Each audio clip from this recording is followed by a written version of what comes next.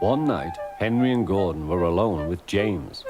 Although the Fat Controller was beginning to think well of him, whenever a chance came, the other engines would talk of nothing but bootlaces. "Remember the time one had to be used to get you out of trouble, James," they would tease. James tried to get his own back, talking about engines who got shut up in tunnels and stuck on hills. But they wouldn't listen. "You talk too much, little James," said Gordon. "A fine, strong engine like me has something to talk about. I'm the only engine who can pull the express. When I'm not there, they need two engines. Think of that. I've pulled expresses for years and have never once lost my way.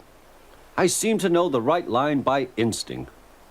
Every wise engine knows, of course, that the signalman works the points to make engines run on the right lines, but Gordon was so proud he had forgotten.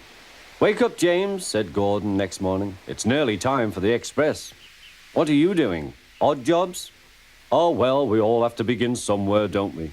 Run along now and get my coaches. Don't be late." James went to get Gordon's coaches. They were all shining with lovely new paint.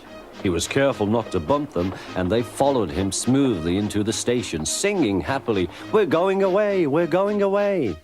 "I wish I was going with you," said James. "I should love to pull the express and go flying along the line." Gordon, with much noise and blowing of steam, got ready to back onto the train.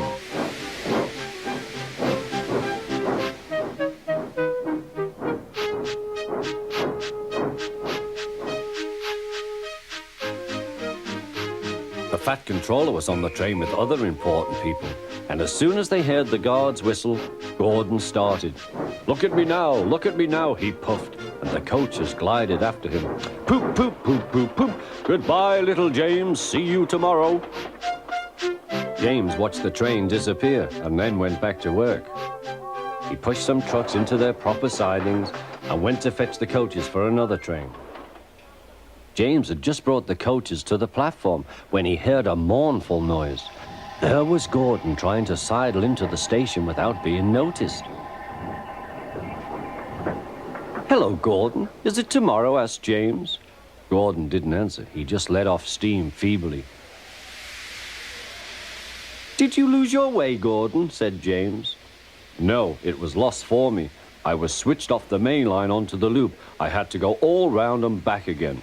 "Perhaps it was instinct," said James.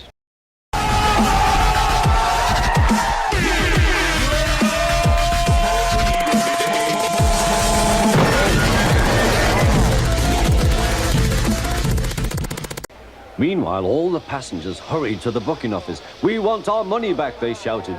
But the Fat Controller climbed on a trolley and blew the guard's whistle, so loudly that they all stopped to look at him. Then he promised them a new train at once.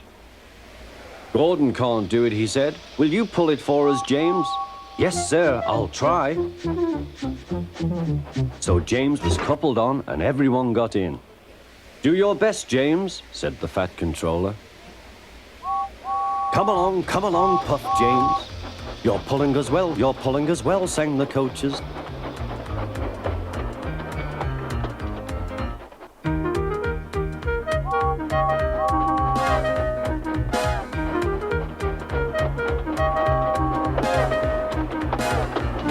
Bridges and stations flashed by, the passengers cheered, and they soon reached the station. Everyone said thank you to James, and the Fat Controller was very impressed. "Well done," he said. "Would you like to pull the express sometimes?" "Yes, please," answered James. Next day, when James came by, Gordon was pushing trucks. "I like some quiet work for a change," he said. "I'm teaching these trucks manners. You did well with those coaches, I hear." "Good, we'll show them." And he gave his trucks a bump. James and Gordon are now good friends. James sometimes takes the express to give Gordon a rest. Gordon never talks about bootlaces, and they are both quite agreed on the subject of trucks.